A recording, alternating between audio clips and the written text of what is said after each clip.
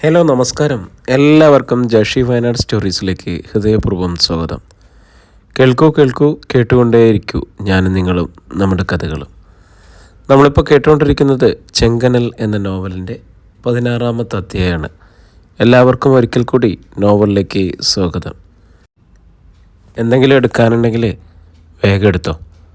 എന്നേക്കുമായിട്ട് നമ്മളിവിടം വിടുകയാണ്. കൃഷ്ണനും പാഞ്ചാലിയും തിരിഞ്ഞ് അകത്തേക്ക് കയറി.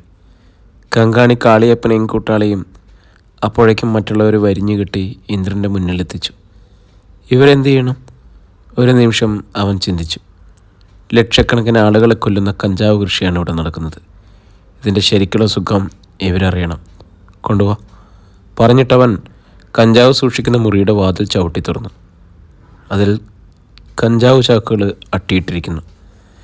4-5 ചാക്കുകൾ എടുത്തു മാറ്റിയിട്ട് ഇരുവരെയും അവിടേക്ക് തള്ളി വീഴ്ത്തി. അവയ്ക്ക് മീതെ ചാക്കുകൾ വീണ്ടും അടുക്കി. സ്റ്റീം ബാത്ത് പോലെ കഞ്ചാവിനുള്ളിൽ നിൻ്റെയൊക്കെ ശരീരം ഇന്ന് പുഴുങ്ങി ശുദ്ധമാക്കാൻ പോവുകയാണ് ഞാൻ. ഇന്ദ്രൻ തീപ്പെട്ടി ഉരച്ച് ഒരു ചാക്കിൻ്റെ മൂലയിൽ തീ പിടിപ്പിച്ചു.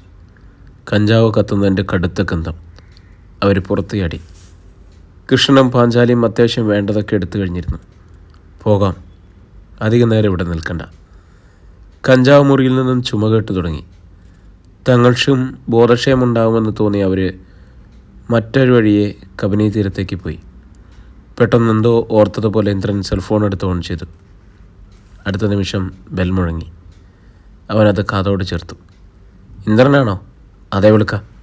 എവിടെയാ ഇന്ദ്രൻ? ഉച്ച മുതൽ വിളിക്കാൻ ഞാൻ. കരയും പോലെ തോന്നിയ ആ ശബ്ദം. എന്തുണ്ടായി? അപ്പുറത്തു നിന്നും കേട്ട വാർത്ത ഇന്ദ്രനെ നടുക്കം കൊള്ളിച്ചു. തിടുക്കത്തിൽ ചിലത് പറഞ്ഞിട്ട് അവൻ ഫോൺ കീശയിലിട്ടു. എന്താ ഇന്ദ്ര കാര്യം?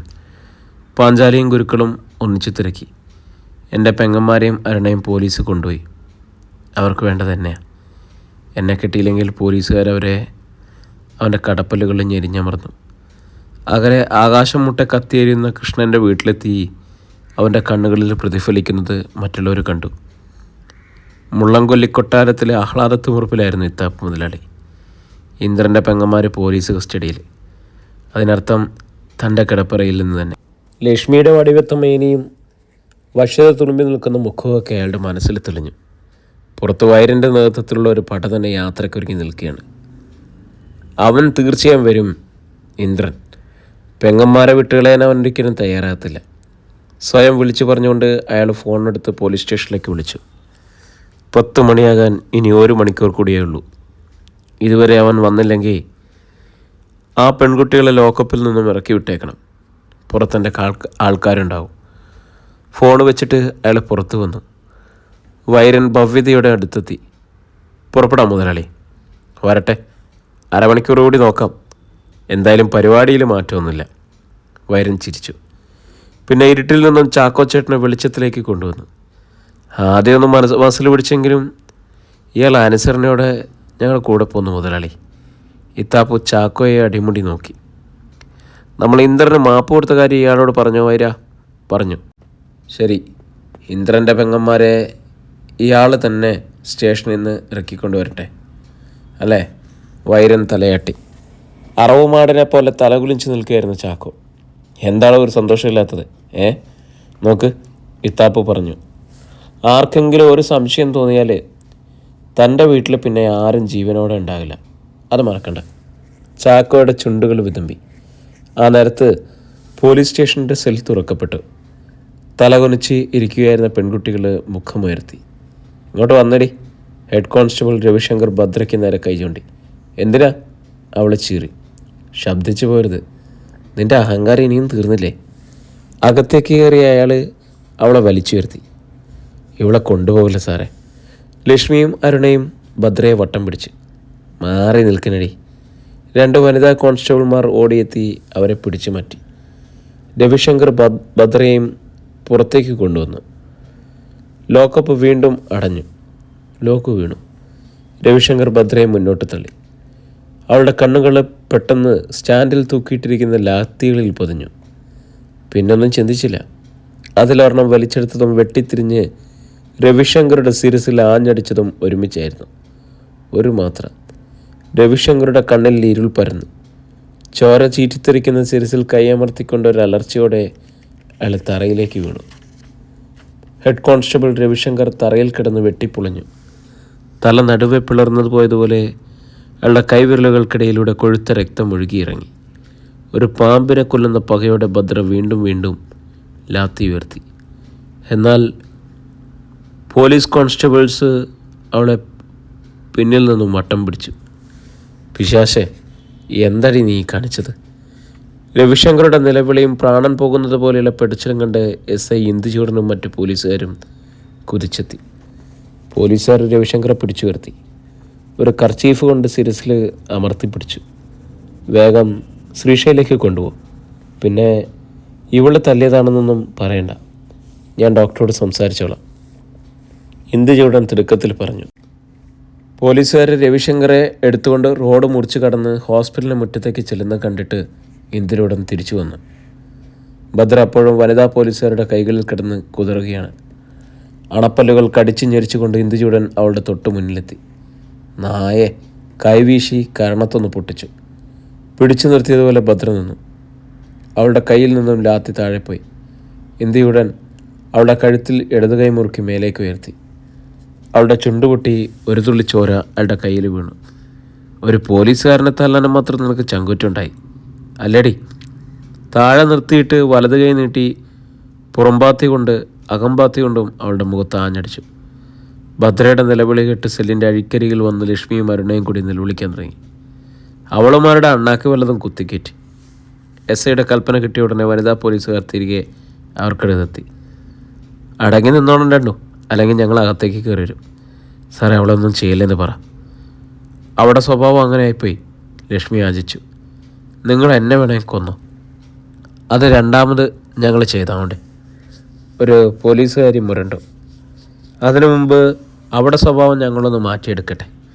ഇന്ത്യയുടൻ ഭദ്രയെ ഭിത്തിയിൽ ചേർത്ത് നിർത്തി ഒരടി കൂടി കൊടുത്തി. അവളുടെ വായിലൂടെ ഉമിനീര് കലർന്ന ചോരയൊഴുകി.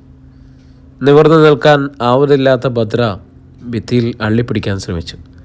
സെക്കൻഡുകൾക്കുള്ളിൽ ആ മുഖം നീര് വന്ന് വീർത്തു. ഇന്ദുചൂടൻ അവളുടെ അംഗമുഴുപ്പിലൂടെ പലവട്ടം കണ്ണുകളടിച്ചു. ഇനി ഒരിക്കലും നീ ഒരു പുരുഷന് നേരെ കൈയുയർത്താൻ പോകുന്നില്ലടി. അതിനുള്ള മരുന്നൊക്കെ ഞങ്ങൾക്ക് തരാനറിയാം. അയാളൊരു സിഗരറ്റ് കത്തിച്ചു. എന്നിട്ടും കലിയടങ്ങാത്ത ഭാവത്തിൽ ഭദ്രയുടെ കണ്ണുകൾ വല്ലാതെ ഒന്ന് തിളങ്ങി. ആശുപത്രിയിൽ നിന്ന് ഒരു പോലീസുകാരൻ തിരിച്ചെത്തി. രവിസാറിൻ്റെ തലയ്ക്ക് 5 കുത്തിക്കെട്ടെങ്കിലും വേണ്ടിവരും സാർ. ഇന്ത്യയുടെ അമർത്തി മൂളി. ഞാനങ്ങോട്ട് വരാം, മറ്റാരും ഒന്നും അറിയരുത്. സാർ ഇല്ല. തൻ്റെ ശക്തി ചോർന്നു പോകുന്നത് പോലെ തോന്നിയ ഭദ്ര ഭിത്തിയിലൂടെ താഴേക്ക് ഉയർന്നു. ഇന്ത്യയുടൻ CI ജോൺ സക്രിയെ വിളിച്ച് വിവരം അറിയിച്ചു. അല്പം കഴിഞ്ഞാണ് CIയുടെ മറുപടി കിട്ടിയത്. ഇത്താപ്പ് മുതലാളി പറഞ്ഞുവിടുന്ന ഒരു ചാക്കോ അവിടെ എത്തും. 3 പെൺകുട്ടികളെയും അയാൾ കൊണ്ടുപോകുന്നതായി എഴുതി വാങ്ങണം. പിന്നെ 2 പേരെ വിട്ടാൽ മതി. ഈ ഡാഷുമോളെ എനിക്ക് കൂടി കാണണം. സാർ, ഇന്ത്യയുടൻ ഫോൺ വെച്ചു. പിന്നെ പുറത്തിറങ്ങി ശ്രീഷ ഹോസ്പിറ്റലിലേക്ക് നടന്നു.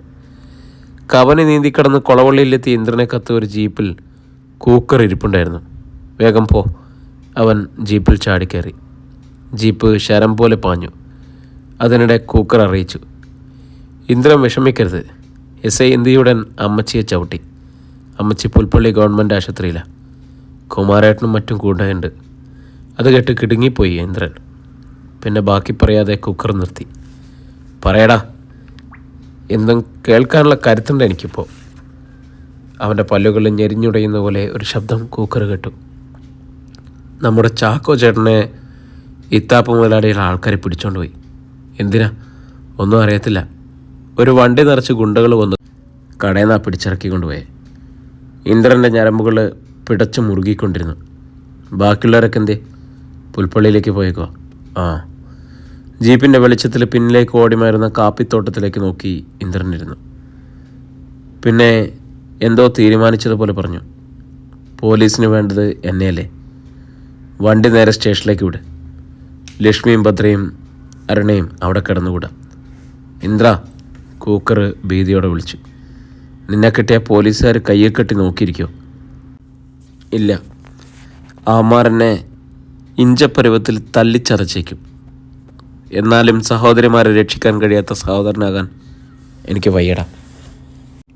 അവൻ്റെ ശബ്ദം ചിലമ്പി. ഇപ്പോൾ ഞാൻ അച്ഛൻ്റെ സ്ഥാനത്താണ്. ജീപ്പ് ഓടിക്കൊണ്ടിരുന്നു. പുൽപ്പള്ളി പോലീസ് സ്റ്റേഷൻ്റെ 2ാമത്തെ സെല്ലിലേക്ക് ഒറ്റയ്ക്ക് ഭദ്രയെ മാറ്റി. അല്പം കഴിഞ്ഞപ്പോൾ ഒരു ഓട്ടോ സ്റ്റേഷന് മുന്നിൽ റോഡിൽ വന്നു നിന്നു. അതിൽ നിന്നും ചാക്കോ ചേട്ടൻ ഒരു യന്ത്രം കണക്കെ ഇറങ്ങി. വിറപൂണ്ട കാലുകളോട് സ്റ്റേഷനിലേക്ക് നടന്നു. പാറാവുകാരൻ ഒന്ന് സൂക്ഷിച്ചു നോക്കി. എന്താടോ, ഏമാനൊന്ന് കാണണം. ആ ചെല്ല്. ചാക്കോ ചേട്ടൻ അകത്തേക്ക് കയറി. ആദ്യമായാണ് പോലീസ് സ്റ്റേഷനിൽ കയറുന്നത്. അതിൻ്റേതായ ഭീതിയും പരിഭ്രമവും ആ മുഖത്ത് നിഴലിച്ചു. കൊലമരത്തിലേക്ക് കയറുന്നത് പോലെ അയാൾ ചുറ്റും നോക്കി. 4-5 പോലീസുകാർ അവിടെ ഇരിപ്പുണ്ടായിരുന്നു. ചെല്ലടാ, ഏമാൻ അവിടെ ഉണ്ട്. ഒരാൾ ക്യാബിന് നേരെ കൈ ചൂണ്ടി. ചാക്കോ ഔട്ട്ഡോറിന് മുന്നിലെത്തി. കയറി വാ. അകത്തു നിന്നും കനത്ത ശബ്ദം. ചാക്കോ ചേട്ടൻ പതുക്കെ അകത്തേക്ക് തല നീട്ടി. എടാ, ഇങ്ങോട്ട് വരാൻ. ചാക്കോ ഭയന്നുപോയി. പെട്ടെന്ന് അകത്തെത്തി. എന്താ വന്നത്? ഞാൻ ഇന്ദ്രൻ്റെ പെങ്ങന്മാരെ. I C. അവനവിടെ ഇന്ദ്രൻ? അറിയത്തില്ല സാറേ. ഇന്ത്യയുടൻ ചിന്തിക്കുന്നതായി ഭാവിച്ച് അല്പനേരം ഇരുന്നു. ശരി, അവർ സ്ത്രീകളായതുകൊണ്ട് മാത്രം ഇറക്കി വിടുക. തൻ്റെ കൂടെ സൂക്ഷിച്ച് വീട്ടിൽ കൊണ്ടാക്കണം. പക്ഷേ ഇന്ദ്രൻ മടങ്ങി വന്നാലുടൻ ഞങ്ങളെ താൻ വിവരം അറിയിക്കണം. അറവുമാടിനെ പോലെ ചാക്കോ തലയാട്ടി. ശരി, അവരെ കൊണ്ടുപോകുന്നതായി എഴുതി കൊടുത്തിട്ട് വിളിച്ചുകൊണ്ട് വയ്ക്കോ. ഒരിക്കൽ കൂടി തലയാട്ടിക്കൊണ്ട് ചാക്കോ പുറത്തേക്ക് ഇറങ്ങി. നേരത്തെ എഴുതി തയ്യാറാക്കി വെച്ചിരുന്ന പേപ്പറിൽ പോലീസുകാർ കാണിച്ച ഭാഗത്തൊക്കെ ചാക്കോ ഒപ്പിട്ടു. തുടർന്ന് ലക്ഷ്മിയും അരുണയും പോലീസുകാരെയും അയാളുടെ മുന്നിൽ കൊണ്ടുവന്ന് നിർത്തി. പൊയ്ക്കോ. ചാക്കോ ശങ്കിച്ചു നിന്നു. ഭദ്രക്കുഞ്ഞ്, ഇവർ 2 പേരുടെ കാര്യത്തിൽ തീരുമാനമായിട്ടുള്ളൂ. ഇവരെ കൊണ്ടുപോകുന്നതായിട്ട് മാത്രമേ താൻ എഴുതി തന്നിട്ടുള്ളൂ. പോലീസുകാർ ഗൂഢമായി ചിരിച്ചു. സാറേ, ഭദ്രയെ കൂടെ വിട് സാറേ. ലക്ഷ്മി പോലീസുകാരെ തൊഴുതു. അവളുടെ കവിളിൽ കണ്ണുനീർ ഒലിച്ചിറങ്ങിയ പാടുകൾ ഉണങ്ങിക്കിടപ്പുണ്ടായിരുന്നു. അവൾ കാണിച്ച തെമ്മാടിത്തരം നിങ്ങളും കണ്ടതല്ലേ. രവി സാറിന് എന്ത് സംഭവിക്കുമെന്നറിഞ്ഞിട്ടേ അവളെ വിടാൻ പറ്റത്തുള്ളൂ. പോലീസുകാർ തീർത്തു പറഞ്ഞു. ലക്ഷ്മിയും അരുണയും എത്ര നിർബന്ധിച്ചിട്ടും അവർ വഴങ്ങിയില്ല. ഇത്താപ്പ മുതലാളിയുടെ വാക്കുകൾ ചാക്കോയുടെ കാതുകളിൽ തങ്ങി നിൽപ്പുണ്ടായിരുന്നു. അയാൾ ലക്ഷ്മിയെയും അരുണയും നിർബന്ധിച്ചു കൊണ്ടുപോയി. ഇന്ദുചൂടൻ ആ വിവരം അപ്പോൾ തന്നെ ഇത്താപ്പുവിനെ വിളിച്ചറിയിക്കുകയും ചെയ്തു. ഇങ്ങോട്ട് വന്ന ഓട്ടോയിൽ തന്നെ ചാക്കോ പെൺകുട്ടികളുമായി മടങ്ങി. ഉദ്ദേശം 1 കിലോമീറ്റർ പിന്നിട്ടതാണ്. വിജനമായ വഴി. പെട്ടെന്ന് പിന്നിൽ നിന്നും 4 പ്രകാശഗോളങ്ങൾ കുതിച്ചു വന്നു. ഓട്ടോ ഡ്രൈവർ വേഗത കുറച്ചു. അതിന് ഇരുവശത്തു കൂടി 2 ജീപ്പുകൾ ഇരച്ചു മുന്നിൽ കടന്നു.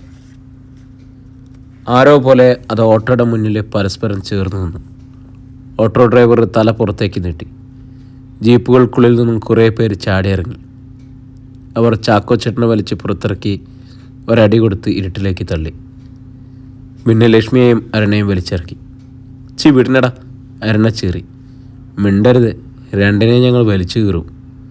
അവർ പെൺകുട്ടികളെ ജീപ്പിലേക്ക് വലിച്ചു കയറ്റാൻ ഭാവിക്കായിരുന്നു.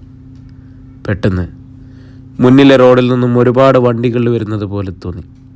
ജീപ്പിൽ വന്നവർ ഞെട്ടിച്ചുളിച്ച് പരസ്പരം നോക്കി. വന്നുകൊണ്ടിരുന്നത് ഓട്ടോകളായിരുന്നു. ജീപ്പുകൾക്ക് മുന്നിൽ അവ നിരന്നു. 10-15 ഓട്ടോകൾ. സീതാമൗണ്ടിൽ കിടന്നോടുന്ന ഓട്ടോകളാണതെന്ന് അവർ തിരിച്ചറിഞ്ഞു. അവയിൽ നിന്നും 3-4 പേർ വീതം ചാടിയിറങ്ങി. കൈകളിൽ കുറുവടികളും മറ്റും ഇരിക്കുന്നത് ജീപ്പിൻ്റെ വെളിച്ചത്തിൽ അവർ കണ്ടു. ജീവൻ വേണ്ടവർ ഓടിക്കൊടാ. ചാക്കൻ അലറി. ഗുണ്ടകൾ പതറിപ്പോയി. ഇത്രയും പേരോട് അടിച്ചു നേരിടാൻ കഴിയില്ലെന്ന് അവർക്കുറപ്പായി. ജനകീയ സേനയിലെ ഭൂരിഭാഗം ആൾക്കാരും ഉണ്ട് അക്കൂട്ടത്തിൽ.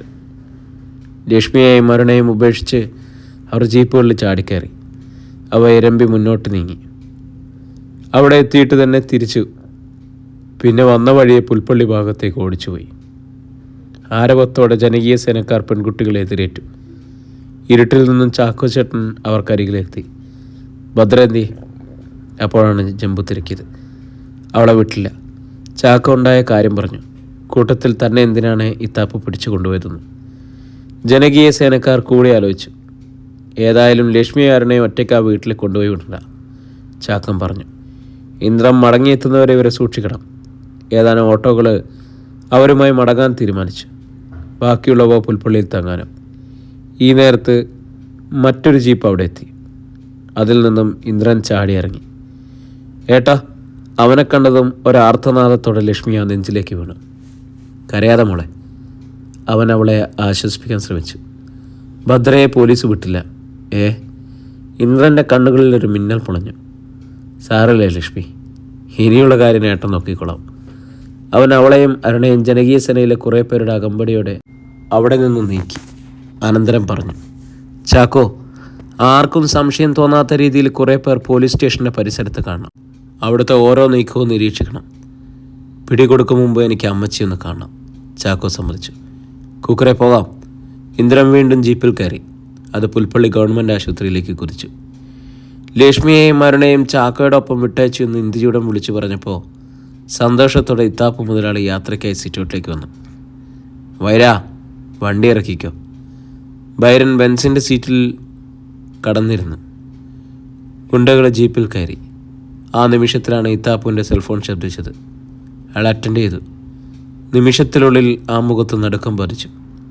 വൈര, എന്തോ പന്തികേട് തോന്നിയ വൈരൻ കാറിൽ നിന്ന് ഇറങ്ങി. എന്താ മുതലാളി? വൈരക്കുപ്പ എന്നാടാ വിളിച്ചത്. കൃഷ്ണനും പാഞ്ചാലിയും രക്ഷപ്പെട്ടു, വീടിന് തീയിട്ടിട്ട്. ഈശ്വര, കാളിയപ്പൻ എന്തേ? അവനും ചത്തു തുടങ്ങിയെന്നാണ് തോന്നുന്നത്. വൈരൻ നെഞ്ചത്ത് കൈവച്ചു. ഇപ്പോഴങ്ങോട്ട് പോകണോ വേണം മുതലാളി? വേണ്ട. ഇത്താപ്പുവിൻ്റെ മുഖം മാറി. രക്ഷപ്പെട്ടു പോയിട്ടുണ്ടെങ്കിൽ കൃഷ്ണനെയും പാഞ്ചാലിയും കണ്ടുപിടിക്കാൻ ബുദ്ധിമുട്ടാണ്. അതുകൊണ്ട് അന്വേഷണം നാളെ മതി. നമ്മുടെ ഈ യാത്ര മുടക്കണ്ട. ഉറച്ച തീരുമാനത്തോടെ അയാൾ മുറ്റത്തേക്ക് ഇറങ്ങി. വീണ്ടും ഫോൺ ശബ്ദിച്ചു. നാശം. പല്ല് കടിച്ചുകൊണ്ട് ഇത്താപ്പു ഫോൺ കയ്യിലെടുത്തു. രണ്ടാമത്തെ നടുക്കം കുളിക്കുന്ന വാർത്തയായിരുന്നത്. ജനകീയ സേനക്കാർ ലക്ഷ്മിയെയും അരുണയും രക്ഷപ്പെടുത്തിയ വാർത്ത. നായ്ക്കള്, നിന്നെയൊക്കെ എന്തിനു കൊള്ളാടാ? ഇത്താപ്പു ഫോൺ സിറ്റൗട്ടിലേക്ക് വലിച്ചെറിഞ്ഞു. അത് ചിതറിപ്പോയി. SI ഇന്ദുചൂടൻ വീണ്ടും CI ജോൺ സക്രിയെ വിളിച്ചു. സർ, രവിശങ്കർക്ക് കുഴപ്പമൊന്നുമില്ല. ശിരസിൽ സ്റ്റിച്ചിട്ട് കഴിഞ്ഞു. എങ്കിലും ഇന്ന് രാത്രി ശ്രീക്ഷേത്രത്തിൽ തന്നെ കിടക്കട്ടെ. മറ്റേ പെൺപിള്ളേരെ ഇവിടുന്ന് പറഞ്ഞു വിടുകയും ചെയ്തു. ഭദ്ര എന്ത് ചെയ്യണം? അവളെ നേരെ ബത്തേരിയിലേക്ക് കൊണ്ടുപോവാം. ഫോറസ്റ്റ് ഓഫീസിൻ്റെ ഭാഗത്തൊരു ആംബുലൻസ് കിടപ്പുണ്ടാവും. അവളായിട്ട് നീ അതിൽ കയറണം. സർ, എങ്കിലിനി വൈകണ്ട. സർ, ഫോൺ വെച്ചിട്ട് ഇന്ത്യയുടെ വനിതാ പോലീസുകാരെ വിളിച്ച് ചില നിർദ്ദേശങ്ങൾ നൽകി.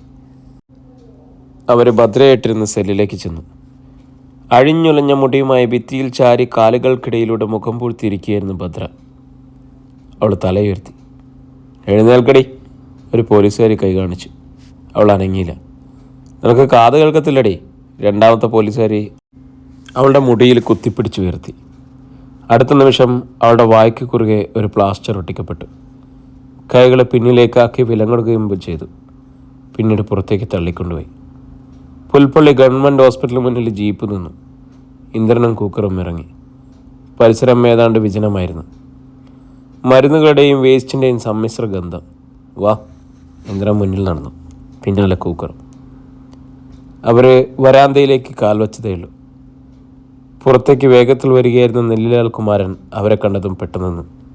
കുമാരേട്ടൻ്റെ അമ്മ. ഇന്ദ്രൻ അയാളുടെ കൈകളിൽ പിടിച്ചു. കുമാരൻ അവൻ്റെ കണ്ണുകളിലേക്കൊന്ന് നോക്കി. വാ, പറയാം. അയാൾ ഇരുവരെയും കൂട്ടി നടന്നു. കാഷ്വാലിറ്റിക്കരികിൽ ഒരു മുറിയുടെ വാതിക്കലെത്തി. സീതാമോഹനിലെ ചില പരിചിത മുഖങ്ങൾ അവൻ അവിടെ കണ്ടു. കുമാരൻ അവനകത്തേക്ക് നയിച്ചു. അവിടെ ഇന്ദ്രൻ ഇടിമിന്നലേറ്റതുപോലെ ഒരു മാത്രം നിന്നു. മുന്നിലെ മേശയിൽ വെള്ളത്തുണി മൂടിയ ഒരു ശരീരം. ഇന്ദ്ര, കുമാരൻ പതുക്കെ അവൻ്റെ തോളിൽ തൊട്ടു. ശൂന്യാകാശത്തകപ്പെട്ടതുപോലെ അവൻ വേച്ച് മുന്നോട്ട് നീങ്ങി. വിറപൂണ്ട വിരലുകൾ കൊണ്ട് ആ തുണി പതുക്കെ താഴേക്ക് മട്ടി. ശിരസിൽ ഒരു കൊടുങ്കാറ്റിരമ്പി. അമ്മയുടെ വിറങ്ങലിച്ച മുഖം. അമ്മേ! ആ നിലവിളിയിലെ ആശുപത്രി കിടുങ്ങി. ഒരു കൊച്ചു കുഞ്ഞിനെ പോലെ അവർ സുശീലയുടെ ചേതനറ്റ ശരീരത്തിലേക്ക് വീണു. അമ്മ, ഞാൻ കാരണം അമ്മ. അവൻ ആ മൃതദേഹത്തിൽ കെട്ടിപ്പിടിച്ച് കരയുകയാണ്.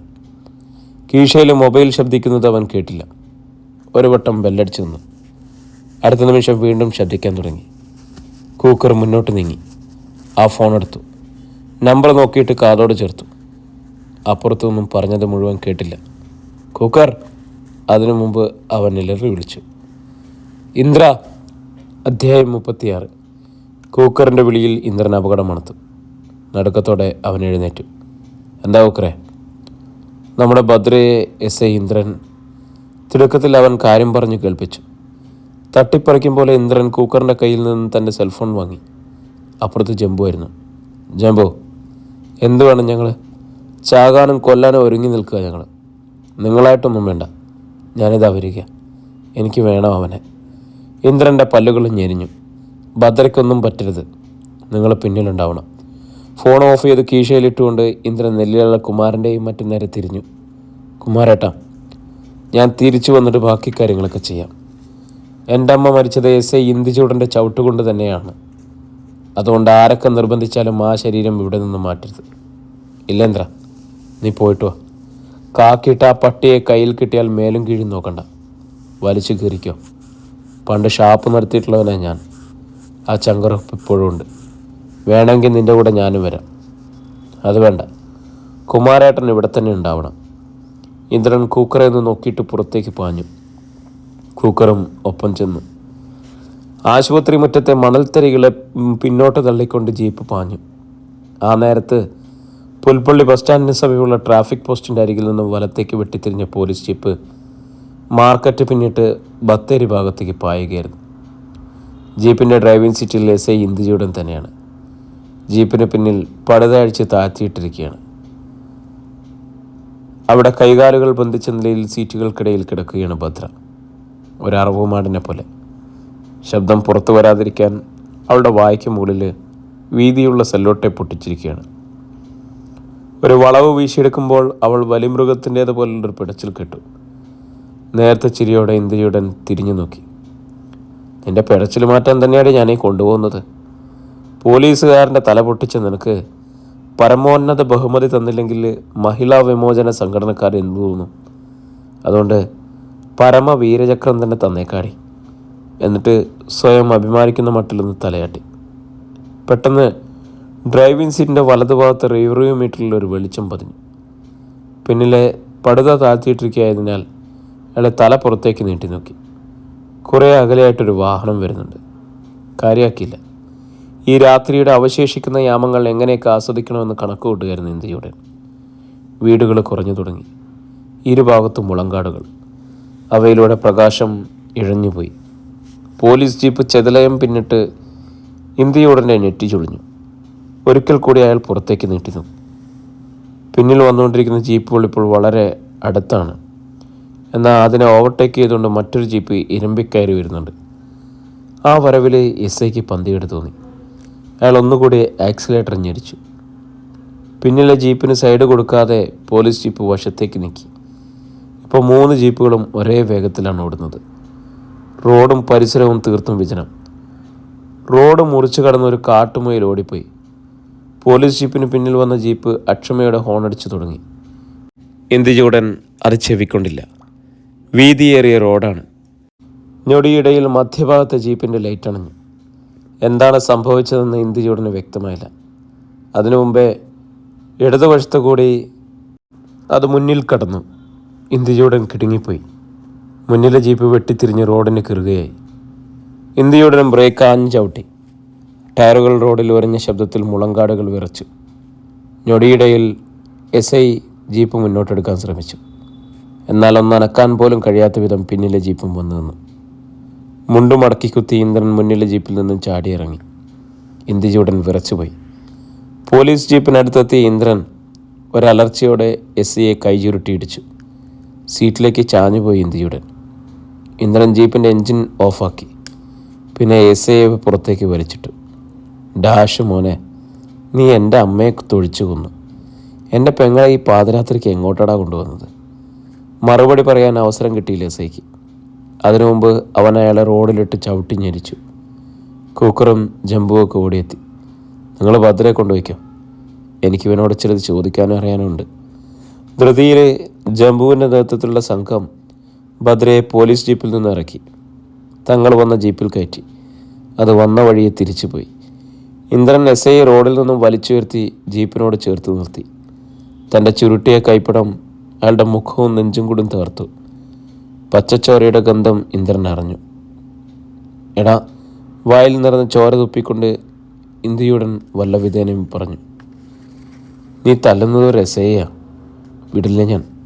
നിൻ്റെ കുടുംബം തകർക്കും ഞാൻ. ഇപ്പം നീ ചെയ്തു അതല്ലടാ, എൻ്റെ അമ്മയെ കൊന്നില്ലേ? പോലീസുകാരൻ എന്ത് പോക്കിത്തരം കാണിച്ചാലും ശിക്ഷ കിട്ടില്ലെന്ന കാലം കഴിഞ്ഞു വേടാ. പുൽപ്പള്ളിയിലെ പാവം ജനങ്ങളെ മാത്രമേ നിനക്ക് പേടിപ്പിച്ച് നിർത്താൻ പറ്റത്തുള്ളൂ. ഇത് വിത്ത് വേറെ മോനെ.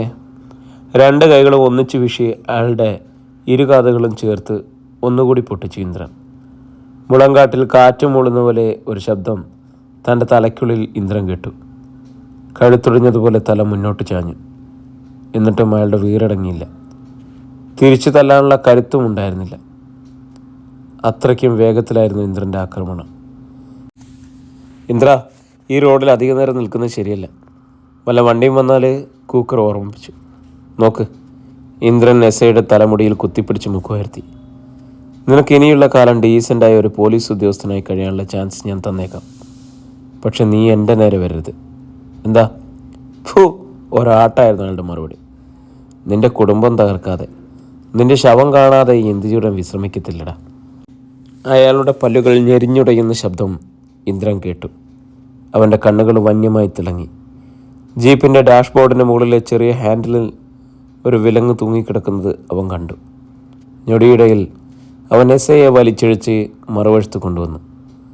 വലതു കൈ പിടിച്ച് ബലമായി വിലങ്ങിൻ്റെ ഒരറ്റത്ത് മുറുക്കി അതിൻ്റെ കീ തൻ്റെ കീശയിൽ തിരക്കി. പിന്നെ അയാളുടെ ശരീരം ഉയർത്തി ജീപ്പിലേക്കിട്ടു. കൂക്കറെ, നമ്മുടെ ജീപ്പ് മാറ്റിയിടാൻ പറ. എന്നിട്ട് നീ ഇതിൽ കയറിക്കോ. പോലീസ് ജീപ്പിൽ ഇന്ദ്രൻ ഡ്രൈവിംഗ് സീറ്റിലേക്ക് ചാടി വീണു. വെടിയുണ്ട പോലെ അത് മുന്നോട്ട് പാഞ്ഞു. ഇന്ത്യയുടെ വെറുതെ വിലങ്ങിൽ കിടന്ന് പിടിച്ചു വലിച്ചുകൊണ്ടിരുന്നു. നീയൊക്കെ പാവങ്ങളെ പൂട്ടുന്ന വിലങ്ങിൻ്റെ കരുത്ത് ഇപ്പം മനസ്സിലായടാ. ഇന്ദ്രൻ തലതിരിച്ച് അയാളിൽ നിന്ന് നോക്കി. ഇന്ത്യയുടെ മിണ്ടിയില്ല. ജീപ്പ് റോഡിൽ നിന്നും ഇടത്തേക്കൊരു വെട്ടുവഴിയിലേക്ക് തിരിഞ്ഞു. വല്ലപ്പോഴും ഫോറസ്റ്റുകാർ ഉപയോഗിക്കുന്ന റോഡ്. ഇരുവശത്തും വളഞ്ഞു കുത്തി നിൽക്കുന്ന മുളങ്കാടുകൾക്ക് കീഴെ ഒരു ഗുഹയിലൂടെ എന്ന വണ്ണം ചെരിഞ്ഞും കുലുങ്ങിയും ജീപ്പ് നീങ്ങിക്കൊണ്ടിരിക്കുന്നു. പെട്ടെന്ന് ലൈറ്റുകളുടെ വെളിച്ചത്തിൽ ഇന്ദ്രൻ അത് കണ്ടു. ഒരാൾ പൊക്കവും ഒരു കൊച്ചുമുറിയുടെ വ്യാസവും തോന്നിക്കുന്ന ഒരു മൺകൂന. ഏതോ ഒരു പഴയ വൃക്ഷത്തിൻ്റെ ചുവടാണത്. ചിതലുകൾ തിന്നൊടുക്കിയിട്ട് അതിൻ്റെ മൺകൂന അവശേഷിക്കുന്നതാണ്. വാൽമീകം. അവൻ്റെ മനസ്സിൽ ഒരാശയം തെളിഞ്ഞു. പെട്ടെന്നവൻ ജീപ്പ് നിർത്തി പുറത്തേക്കിറങ്ങി. ജീപ്പുമായി ബന്ധിച്ചിരുന്ന വിലങ്ങിൻ്റെ ഭാഗം മാത്രം അഴിച്ച് ഇന്ത്യയുടനെ പുറത്തേക്ക് തള്ളി. പിന്നെ അയാളുടെ ഇടത് കൈ കൂടി പിന്നിലേക്ക് തിരിച്ച് വിലങ്ങ് മുറുക്കി. നടക്കടാ. മൺകൂനയുടെ അടുത്തേക്ക് ഇന്ദ്രനും കൂക്കറും ചേർന്ന് അയാളെ തള്ളിക്കൊണ്ടുപോയി. ഇന്ത്യചൂടാ, ലോകത്താർക്കും നൽകാത്തൊരു ശിക്ഷയാണ് നിനക്ക് തരികയാണ് ഞാൻ. എൻ്റെ അമ്മയെ കൊന്നതിന്, സകല പ്രോസ്റ്റിറ്റ്യൂട്ടുകൾക്കും നീ മാമാപ്പണി ചെയ്യുന്നതിന്. അവൻ എസ്ഐയെ അവിടെ തള്ളി വീഴ്ത്തി. ഇന്ദ്രൻ്റെ ഉള്ളിലിരിപ്പ് എന്താണെന്ന് അയാൾക്കോ കൂക്കറിനോ മനസ്സിലായില്ല. ഇഴങ്കാൽ മുട്ട് ഇന്ദ്രൻ്റെ പുറത്തമർത്തിക്കൊണ്ട് തലമുടിയിൽ കുത്തിപ്പിടിച്ച് തല മാത്രം മുകളിലേക്ക് ഉയർത്തിക്കൊണ്ട് അവൻ തിരക്കി. എൻ്റെ പെങ്ങളെ നീ എവിടേക്ക് കൊണ്ടുപോയിരുന്നു?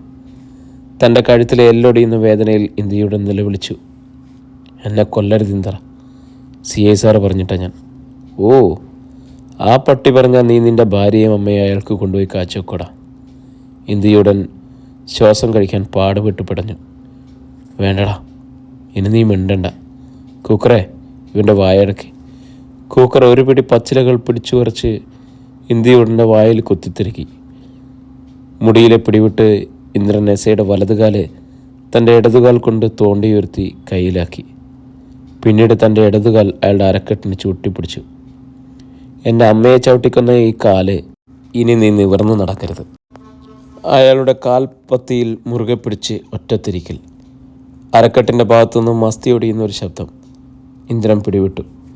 നിലവിളിക്കാൻ പോലും ആവാതെ ഇന്ദ്രൻ കരിയിലകൾക്ക് മുകളിൽ കിടന്ന് പിടഞ്ഞു. എൻ്റെ വലതുകാൽ വാഴപ്പിണ്ടി പോലെ ചലനമറ്റ് തുടങ്ങിയിരിക്കുന്നു. ഇന്ത്യയുടാ, നിന്നെ കൊല്ലില്ല ഞാൻ. പക്ഷെ മരണത്തിൻ്റെ എല്ലാ സുഖങ്ങളും നിന്നെ അനുഭവിക്കും. കീറത്തുണിയുടെ വില പോലും നീ കൽപ്പിക്കാത്ത ഈ കാക്കിയും അതിനുള്ളിലെ നിൻ്റെ വൃത്തികെട്ട ശരീരവും ചിതലെടുക്കാൻ പോവുകയാണ്. പച്ച മാംസം ചിതലരിക്കുന്നതിൻ്റെ രസം ലോകത്താദ്യമായി അനുഭവിക്കാൻ പോകുന്നത് നീയാണ്. ഇന്നേക്ക് 3-ാം നാൾ ഞാൻ തിരിച്ചു വരും. നിന്റെ ജീവൻ്റെ തുടിപ്പ് വല്ലതും ബാക്കിയുണ്ടെങ്കിൽ വലിച്ച് പുറത്തിടാൻ. അവൻ തിരിഞ്ഞ് കുക്കറെ നോക്കി. പിടിക്കടാ. ഇരുവരും ചേർന്ന് ഇന്ത്യയുടൻ്റെ കാലിനും തലയ്ക്കും പിടിച്ച് മുകളിലേക്ക് ഉയർത്തി. അരുതേ എന്ന ഭാവത്തിൽ ഇന്ത്യയുടൻ തല വെട്ടിച്ചുകൊണ്ടിരുന്നു. പുറത്തെ മൺഭാഗം കേടുകൂടാതെ ഇവനെ മധ്യഭാഗത്തേക്ക് എറിയണം. ഇന്ദ്രൻ കൂക്കർക്ക് നിർദ്ദേശം കൊടുത്തു. ലോറിയിലേക്ക് ഒരു കരിങ്കല്ല് ഉയർത്തിയിടുന്നത് പോലെ അവർ എസയെ ചിതൽപുറ്റിൻ്റെ മുകളിലേക്ക് മറിച്ചു. ചെറിയ ഒരു ശബ്ദത്തോടെ ആ ശരീരം കിണറ്റിലേക്കെന്നവണ്ണം താഴേക്ക് പോയി. അകത്തൊരു പിടച്ചിൽ കേട്ടു. പ്രാണവേദന എടുക്കുന്ന കാട്ടുമൃഗത്തിൻ്റേതുപോലെ ഒരു ശബ്ദം. വാ പോയേക്കാം, ചിതലുകൾ അവരുടെ പണി തുടങ്ങട്ടെ. ക്രൂരമായ ഒരാനന്ദത്തോടെ ഇന്ദ്രൻ കൂക്കുറെ വിളിച്ചുകൊണ്ട് പിന്തിരിഞ്ഞു. പത്തനാപുരം. അത്താഴം കഴിഞ്ഞു കിടന്ന ശിവജി ഒരു വാഹനത്തിന് ശബ്ദം കേട്ടപ്പോൾ എഴുന്നേറ്റു. ശബ്ദമുണ്ടാക്കാതെ വാതിൽ തുറന്ന് പുറത്തിറങ്ങി. റോഡിൽ കുറച്ചേറെ ജീപ്പിന് പിന്നിൽ വെളിച്ചം കണ്ടു. അവൻ അങ്ങോട്ട് നിന്നു. സത്താറെ, കയറിക്കോ. ഡ്രൈവിംഗ് സീറ്റിൽ നിന്നും കൊടുവാൾ സത്താറിൻ്റെ സ്വരം കേട്ടു. അവന് മുൻ സീറ്റിൽ കടന്നിരുന്നു. മറ്റാരും ജീപ്പിലുണ്ടായിരുന്നില്ല. ജീപ്പ് നീങ്ങി മെയിൻ റോഡിലെത്തി അടൂർ ഭാഗത്തേക്ക് തിരിഞ്ഞു. സത്യാന്വേഷണം മുതലാളി തിരിച്ചു വന്നിട്ടില്ലല്ലോ അല്ലേ? അവൻ സിഗരറ്റ് കത്തിച്ചു. ഇല്ല. അപ്പോൾ വേലക്കാരി ഭവാനി ചത്ത കാര്യം ഇതുവരെ ആരും അറിഞ്ഞിട്ടില്ല? ഇല്ല. നല്ലത്. വിഷ്യൻ്റെ ഗുണ്ടകളൊന്നും അറിയാത്ത ഭാവത്തിൽ സത്യാന്വേഷണം വരുമ്പോൾ അങ്ങ് ചെന്നോളും. ബാക്കിയൊക്കെ പിന്നീട്. യുദ്ധം ജയിച്ച പോരാളിയെപ്പോലെ ശിവജി പിന്നോട്ട് ചാരിയിരുന്നു. കാര്യങ്ങൾ താൻ വിചാരിക്കുന്ന രീതിയിൽ തന്നെയാണ് നീങ്ങുന്നത്. ജീപ്പ് മാരൂർ കള്ളുഷാപ്പിനടുത്തെത്തി. സത്താർ വേഗത കുറച്ചു കൊടുത്തു. ജീപ്പ് ഇവിടെ ഇടണ്ട, നേരെ വിട്ടോ. സെല്ലിൽ മെസ്സേജ് തരാം ഞാൻ, അപ്പോൾ വന്നാൽ മതി. ശിവജി ജീപ്പിൽ നിന്ന് ഇറങ്ങി. പിന്നെ വരമ്പിലൂടെ ചിരപരിചിതനെ പോലെ അക്കരയ്ക്ക് പോയി. ഇരുളിൽ കുളിച്ചുകൊണ്ടിരുന്ന ചെറിയ വീടോട് അടുക്കാറായപ്പോൾ അവൻ സെൽഫോൺ എടുത്ത് നമ്പർ കുത്തി. അപ്പുറത്ത് ബെൽ മുഴങ്ങി. ഞാനാ, വാതിലുറക്ക്. നിമിഷങ്ങൾക്കുള്ളിൽ ആ വീടിനുള്ളിൽ ചെറിയ വെളിച്ചം തെളിഞ്ഞു. വാതിലിൻ്റെ കൊളുത്തുകൾ മാറി. ശിവജി അകത്തേക്ക് കയറി വാതിലടച്ചു. മെഴുകുതിരിയുടെ വെളിച്ചത്തിൽ തൻ്റെ മുന്നിൽ നിൽക്കുന്ന റാണിയെ ആദ്യം കാണുന്നത് പോലെ അവൻ നോക്കി. മുഖത്തൽപ്പം തളർച്ച തോന്നുന്നുണ്ടെങ്കിലും സത്യാന്വേഷണ മകൾക്ക് സൗന്ദര്യം വർദ്ധിച്ചിട്ടുണ്ടെന്ന് അവന് തോന്നി. അവളുടെ കണ്ണുകളിൽ ഒരു ചോദ്യചിഹ്നം തെളിഞ്ഞു നിൽപ്പുണ്ടായിരുന്നു. ഇന്നും ശിവജി എന്നെ പറ്റിച്ചോ? ഹരി വന്നില്ലേ? അവളുടെ ശബ്ദത്തിലൊരു പതർച്ച. ശിവജി ഒന്ന് ചിരിച്ചു. ഇന്ന് ഇവിടെ നിന്ന് റാണിക്ക് മോചനമാണ്. ഹരിയുടെ അടുത്തേക്ക് കൊണ്ടുപോവുകയാണ് നിന്നെ ഞാൻ. സൂര്യപ്രഭ പോലെ ഒരു തെളിച്ചം റാണിയുടെ മുഖത്തുണ്ടായി. കണ്ണുകളിൽ 1000 നക്ഷത്രങ്ങൾ തെളിഞ്ഞു. ശിവജി മുന്നോട്ട് നീങ്ങി. അവൾ അവൻ്റെ കൈകൾ കൂട്ടിപ്പിടിച്ചു. പറ, എനിക്ക് ചെയ്തു തന്നിട്ടുള്ള ഈ സഹായങ്ങൾക്ക് എന്ത് പ്രതിഫലമാണ് ഞാൻ തരേണ്ടത്? ശിവജി ആ കണ്ണുകളിലേക്ക് നോക്കി. പ്രതിഫലം ചോദിക്കുന്ന മോശമല്ല റാണി, അതും ഈ പാവപ്പെട്ടവൻ സത്യാന്വേഷൺ മുതലാളിയുടെ മകളോട്. അല്ല, അവൾ പറഞ്ഞു. ശിവജി എൻ്റെ ഹരിയെ രക്ഷിച്ചില്ലായിരുന്നെങ്കിൽ ചങ്കുപൊട്ടി ചത്തേനെ ഞാൻ. നീചനായ എൻ്റെ അച്ഛൻ അവിടെയും വിജയിച്ചേനെ. അതൊക്കെ ചുമ്മാ. അവൻ ചിരിച്ചു. എല്ലാ പെൺകുട്ടികളെയും പോലെ സത്യാന്വേഷണം വിരൽ ചൂണ്ടുന്ന ഒരാളുടെ കഴുത്തിൽ മാല ചാർത്തിയനെ റാണിയും. ഇല്ലില്ല. തൻ്റെ കൈകൾ പിൻവലിച്ച ആവേശത്തോടെ അവൾ ചീറി. അങ്ങനെ ഒരു സാഹചര്യം ഉണ്ടായിരുന്നെങ്കിൽ അച്ഛൻ എൻ്റെ ശവം മാത്രമേ കാണുമായിരുന്നുള്ളൂ. അവളെ അളക്കമട്ടിൽ ശിവജി അടിമുടിയൊന്ന് നോക്കി. ക്രമാതീതമായി അവളുടെ നെഞ്ച് ഉയർന്നു താഴ്ന്നത് കണ്ടു. അതൊക്കെ പോട്ടെ, ശിവജി പറ, എന്താണ് ഞാൻ നിങ്ങൾക്ക് ചെയ്തു തരേണ്ടത്? എന്ത് ചോദിച്ചാലും തരുമോ? കൗശലമായിരുന്നു അവൻ്റെ ശബ്ദത്തിൽ. തരും. റാണി രണ്ടാമതൊന്നും ചിന്തിക്കാനേ ഇല്ലായിരുന്നു. എങ്കിൽ ഞൊടിയിടയിൽ മുന്നോട്ടാഞ്ഞ അവൻ അവളെ കെട്ടിപ്പിടിച്ചു. എനിക്ക് നിന്നെ വേണം ഈ രാത്രിയിൽ. പ്രിയരെ, നമ്മുടെ കഥ ഇവിടെ തുടരുകയാണ് കേട്ടോ. ഇതിൻ്റെ അടുത്ത ഭാഗമായിട്ട് നമുക്ക് വീണ്ടും കാണാം. ഒത്തിരി സന്തോഷത്തോടെ നിങ്ങളുടെ സ്വന്തം ജാഷി വയനാട്.